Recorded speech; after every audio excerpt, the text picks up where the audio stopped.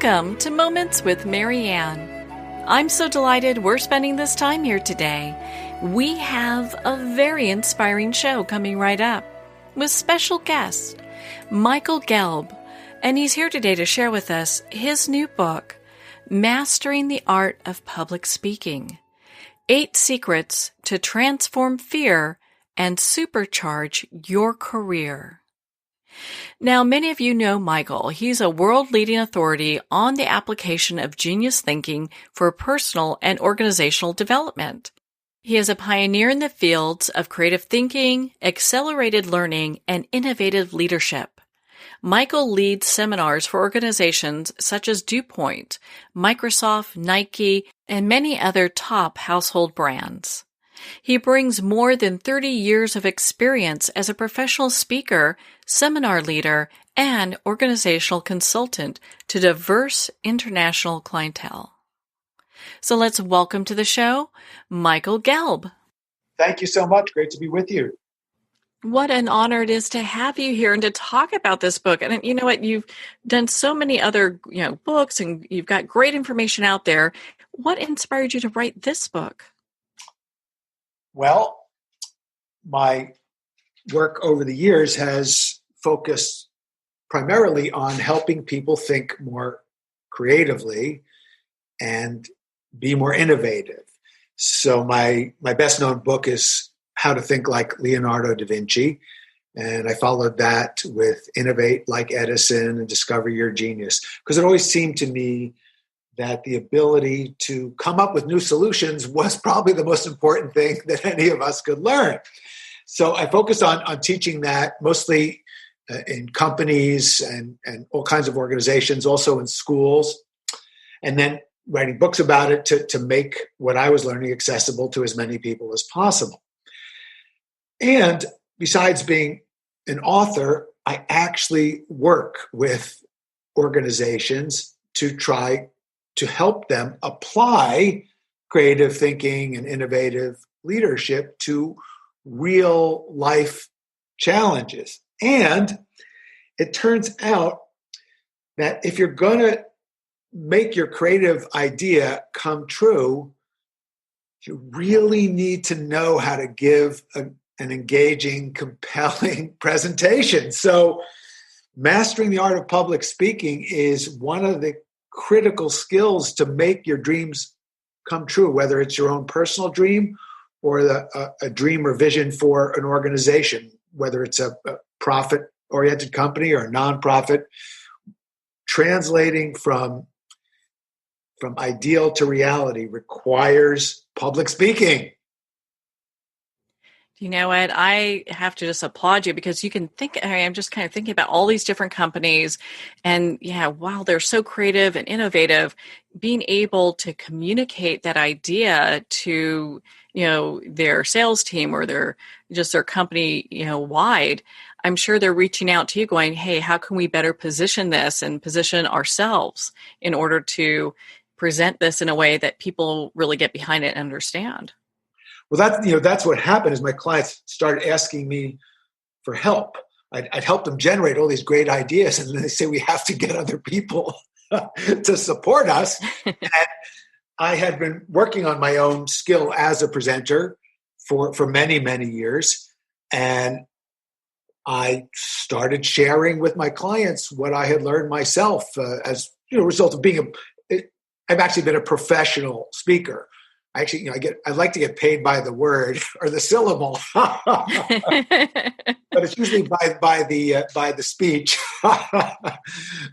So this has actually been a major aspect of my profession, was how to do this myself, and I've been focusing on how to improve my ability to speak and present for many, many decades now, and it was natural to help my clients, and clients really seemed to benefit. They loved it. So had to put it in a book. Well, I understand, and we're not going to name names here, but I understand also that you kind of help some of Hollywood's who's who in being able to be better speakers. And, a lot of times you'll have actors reach out to you And I found that really fascinating because a lot of times when people think of actors, like, well, they've got that down. They don't need help. It's one of those surprising things that people who seem so magical on stage or on screen or just in a business context, walking up in front of the meeting, everybody has their anxieties, their fears, their worries, their stresses, and their tensions. But those who are able to consistently perform at a high level learn how to take those butterflies and, as I like to say, get them to fly in formation. So it's if you think of it, it's energy. That stage fright is a form of energy. It's excitement. And if you relabel it from fear and terror and anxiety and just relabel it as, wow, I'm really excited about doing this, it starts to transform your experience. And it's just one of the many, many simple, powerful, transformational secrets in the book. So we probably have listeners that are going, okay, well, I'm not a CEO of a company and I'm not in Hollywood. So would these skill sets apply to me? Well, let's see. Do you have kids? Are you in the PTA? Do you want to help save local wetlands? Is there a cause that you care about? Do you ever anticipate that you will have a friend who will get married and you'll be asked to speak, or there'll be a eulogy for someone? So this is a life skill, and it makes life more beautiful and more joyful when you feel like, wow, I can actually speak at this wedding or this funeral or this PTA meeting or this environmental group session or this new entrepreneurial venture that I've always wanted to do, that I can get people engaged, I can get them inspired, and most importantly, I can communicate my message, whatever it happens to be, in a way that people will be able to translate into positive action. So it's a wonderful ability. And yes, of course, because people are frightened or think, well, maybe that's not for me, instead of cultivating the ability to do it, they avoid speaking. So they get worse at it as time goes on, and I want to help them get better. And it's the good news is the better you get at it, the easier and more fun it becomes. And the more influential you become in life, the more important it is to be a really strong public speaker. And your ability to become more influential in life is largely dependent on your skill as a public speaker. So, let's say you do start your company or lead the group to make the difference in the world that you want to make. You become successful. Then speaking becomes even more important, because the senior people I do work with, it's interesting, they can delegate their writing to other people. And a lot of times I help them with their writing, with blog posts and preparing their speeches. But you can't delegate standing up in front of other people. So if you want to be more influential, this is a simple and powerful skill that everybody can learn. And I've seen people, it's great. It's particularly satisfying when people who are introverted, who are fearful, transform into confident speakers. And what's great about this is not just that they now have this very useful skill, but it really helps them with their self-confidence, and that translates into many other benefits in their lives. What an empowering way to live life, where you're able to stand up and really speak what it is that you're thinking, regardless if it is at a PTA meeting or in front of a huge crowd. And I think that is something that people could take away and teach other people throughout their lives as well. Very much so. And we teach not just by formally teaching, but by who we are, by our example. And it's a wonderful example when someone launches into learning something that doesn't come easy for them, and then continues to study and practice and improves, and all of a sudden they're kind of good at it. And we all know people who've done that sort of thing, and you look around and you say, wow, that is so cool. I'd like to do that too. So, I always want my students to be that person. Well, and they're probably wanting to be like you, right? Well, that's why I take it really seriously to really practice what I write about and what I teach. So what's really fun about Mastering the Art of Public Speaking is the book's filled with stories, and they're just stories from my own real experience or from the experience of clients who I've helped improve their public speaking. What is one story you'd like to share with us right now, in regards to just public speaking and being able to overcome? Wow, there's so many. Okay, I'll tell you one. So I was invited to be the keynote speaker at this big corporate conference, and it was a communications company, ironically. And this was for all of their advertising and PR and communications team members, about 400 people in a big hotel ballroom. And the message that they were trying to communicate in this conference, I still remember the theme of it was, "You will take us there." And the idea was that these people, the people in the audience, were going to make this big new plan that the honchos had come up with into a reality. So they were trying to inspire these people to buy in to this new advertising campaign. And this was a big deal. This is a $50 million advertising budget, and they were shifting it from their old advertising agency to a new agency. So it was a really big deal. And they hired me to give a inspirational speech. And I'm not making this up. I had 8 minutes. It was one of these carefully scripted corporate things. And it's on this big stage. And I got there, and I always try to arrive early, assess the situation. And I was looking at it, and I've always looked at these sorts of things, and I thought, like the kid who sees the emperor has no clothes on. I just asked, what's wrong with this picture? And they were planning, the audience was going to be in the dark. The stage was like Mount Olympus. It was way up there. All the lights and the spotlights were going to be on the honchos on the stage. And they had these podiums that had this electric button, and you press the button up and it makes the podium go higher. You press the button down, it makes the podium go down. So I had planned my remarks, but I did some improvising, and I went to the audio visual crew, and I told them what I was going to do so that I wouldn't shock them. And I asked them to start with the lights completely dark on the audience, which is what they were planning anyway. And I started by sitting in the back of the audience. And then when I was introduced, I walked up in the dark, and I just had them put one spotlight on me.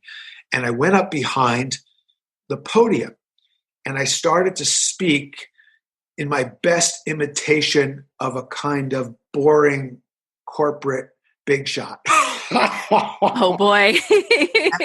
And as I did that, I pressed the up button on the podium.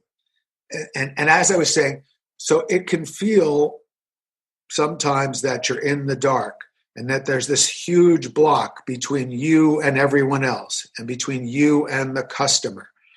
And as I did that, I kept pressing the button on the podium until you couldn't see me at all. And then I said, but let's move out from behind these blocks. Let's get rid of these obstructions and really make a new connection with our customers and the audiences that we serve. And I walked out from behind the podium and I had them turn the lights on in the whole room. I said, because it's you who really will take us there. And the people went crazy. I got a standing ovation, most money I ever made for 8 minutes. Wow. That's amazing. But it's all about that connection. And man, you do it so well. Well, here's the thing is, I am a real professional. It wasn't just that I made money for 8 minutes. That's the most money I ever made per minute. That's the real thing I wanted to say. But my point is, you don't have to do stuff like that unless you're getting paid a lot of money per minute to speak. But the point of that story, besides the fact that it was fun,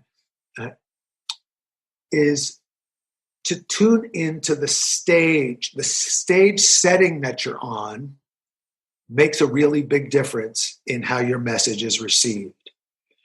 And one thing professional speakers do that everyone can do, even if you're in just, let's say now you're doing Zoom meetings with people, set your Zoom stage so that it looks professional, so that it's the image you want to project, because all presentations, including business presentations, are theater.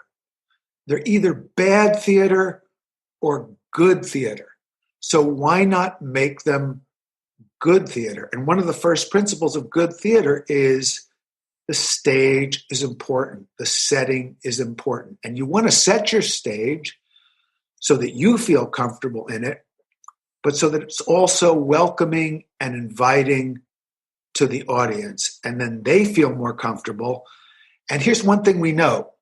We know that when people basically feel that they like you, they're more open to being influenced by you. And if you're thoughtful about setting the stage, whether it's a conference room or a Zoom room or a more formal presentation, the audience may not notice it consciously, but they feel it. And they also feel, somehow they get more of a sense that you are in command in a positive way. They feel that somebody's there who's in charge and knows what they're doing. And this can be as simple as, I see this all the time in a conference room or now on Zoom meetings, people are even doing this.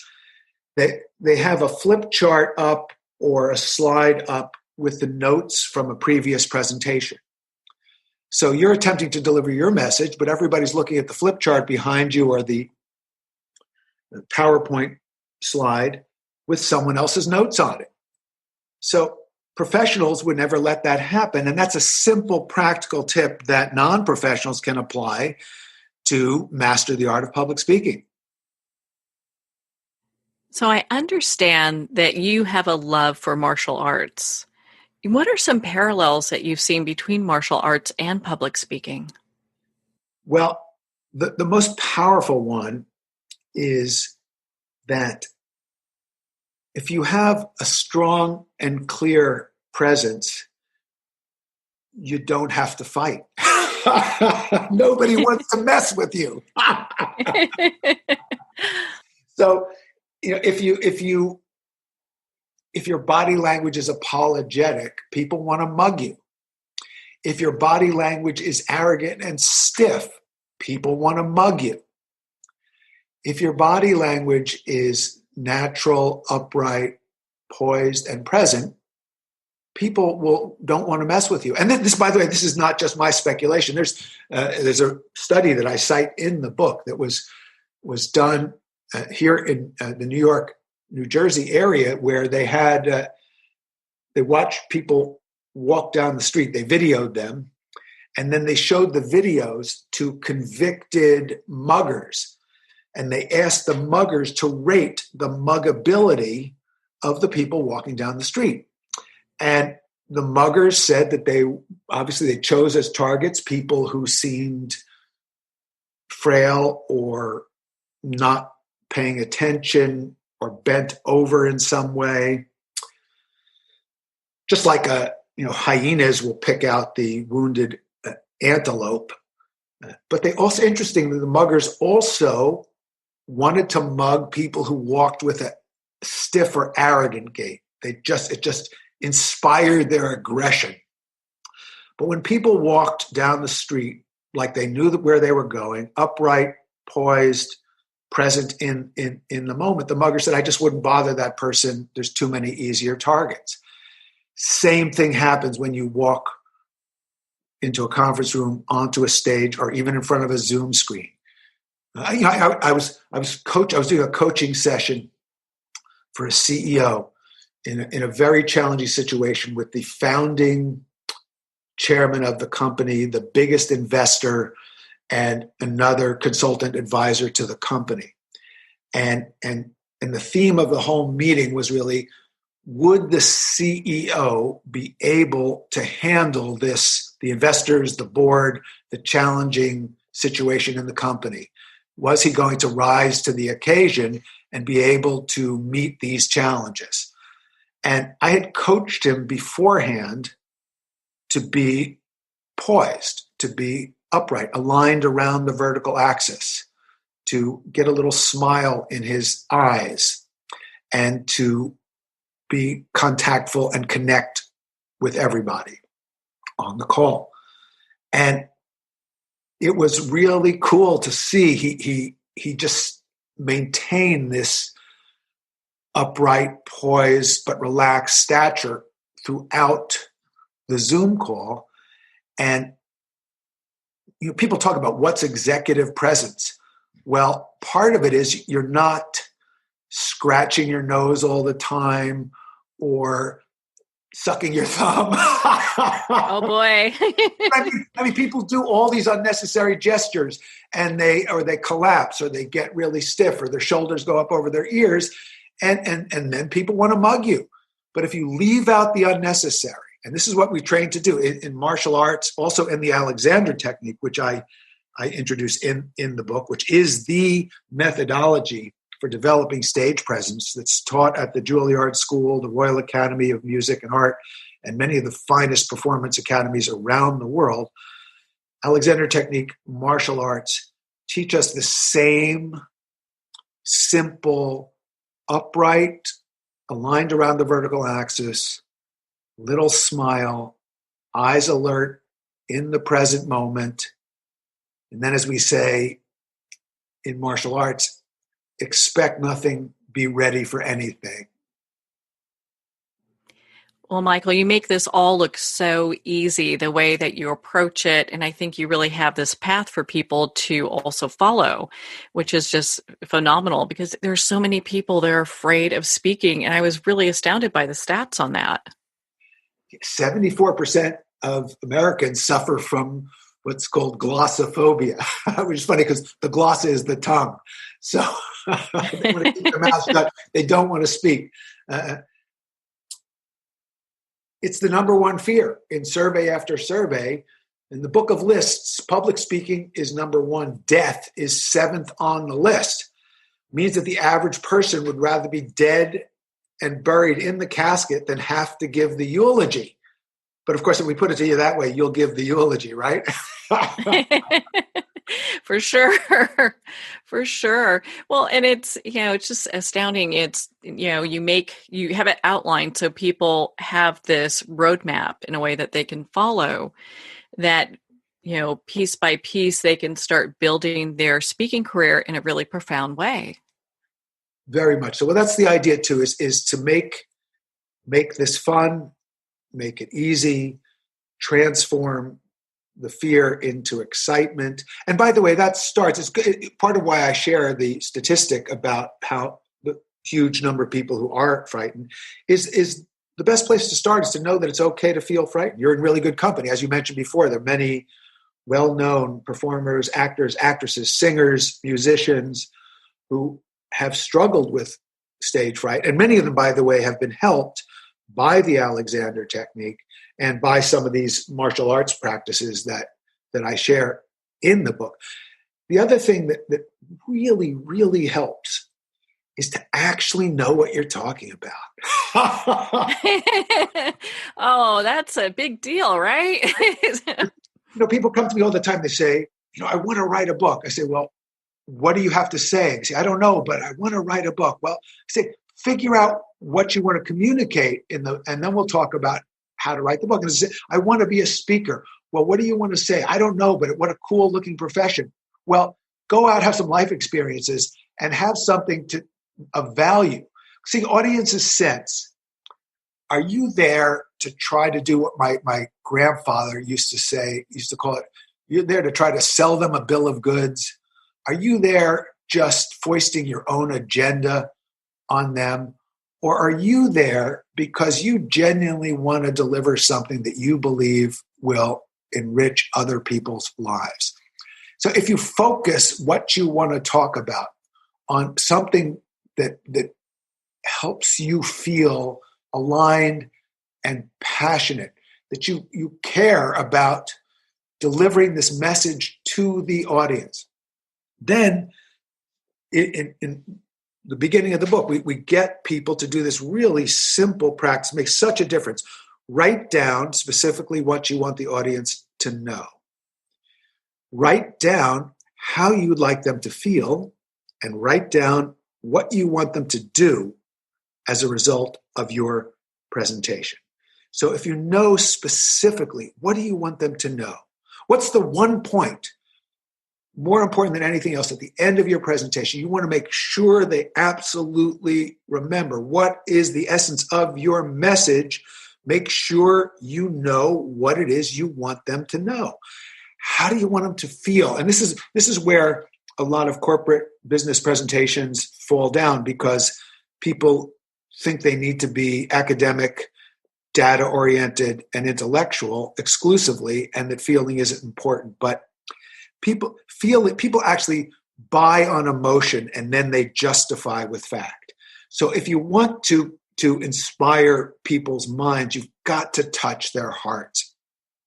And so, moreover, if you know how you want other people to feel, then you're going to radiate that positive feeling. And we know that emotions are contagious, for better or for worse. So you want to be careful about what you catch and spread. And finally, it seems so obvious. What do you want them to do? Or what do you want them to stop doing? Do you want them to invest in something? Do you want them to agree to something? Do you want them to stop doing something? Whatever it is, be specific. Now, this sounds like such common sense, but why did I have to write a whole chapter about helping people do this? Because fear of public speaking is so prevalent that the objective that most people have for most of the presentations that they give is get through this without embarrassment. That's a pretty low bar, right? What it is, though, it's a negative self-fulfilling prophecy, because if you're actually trying to get through it without embarrassment, you're more likely to be playing defense. I was watching football yesterday. There were multiple teams that went into a prevent defense, and it prevented them from winning because the other team keeps driving the ball down the field. And you have to play to win in any kind of game, and in the game of life and the game of business. You can play to win-win. That's my approach in everything. So you're winning in a way that wins more for the audience. And believe me, if you set what you want the audience to know, feel, and do before every presentation, the audience is going to be a lot happier, and you're going to be a lot happier. And it's one of the simplest but most powerful ways. What do we say? What's the subtitle of this book is 8 Secrets to Transform Fear and Supercharge Your Career. Not kidding. Really mean it. That you can see how this will happen if you shift. It's a transformation to go from, oh my God, and this is unconsciously people do, oh my God, I got to get through this without embarrassment. Oh my God, there's so many big, important people here. Oh, I have to be careful what I say. Oh my God, what am I supposed to do? That is not going to set you up for success. If instead you're thinking about the audience instead of yourself, what do I want to make sure they know? How do I want them to feel? What do I want them to do? Everything changes, and transformation really happens in that moment. Yeah, you can just hear how that all shifts everything from being in this defensive place to really a positive place to come from. My goodness, Michael, we could talk for hours. You're such an amazing individual. I love your book. Where can our listeners connect with you and be part of your community? Thanks so much for asking. michael-gelb.com. That's Gelb. michael-gelb.com. We've got lots of fun, free videos and articles and blog posts at michael-gelb.com. And people can sign up there for our newsletter. And we will then keep you informed of all kinds of really fun programs that we do. We do lots of free programs. And then we also have things people can sign up for with a small investment. But come for the free stuff and then see what you want to do from there. I think that's great. You know, they can get into something a little bit more comprehensive from there, a little hands-on, depending on how it's all set up. But my goodness, Michael, thank you so much for taking the time to be on the show with us here today. So wonderful to be with you. And you have a beautiful voice. Oh, well, thank you, Michael. Coming from you, that's such high praise. And my goodness, it's been such a delight to spend this time with you to talk about your new book, Mastering the Art of Public Speaking. Mastering the Art of Public Speaking is available at Amazon, Barnes & Noble, and all indie retailers. And if you don't see it on the shelf, ask for them to order it. Also, the book is available on Kindle, so you can download it tonight and get to reading.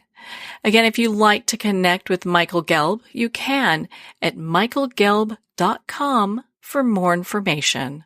And make sure to sign up for his newsletter. Well, we're at the end of our time today. I would like to thank everyone for tuning in. You're listening to Moments with Marianne. And remember, make every moment count.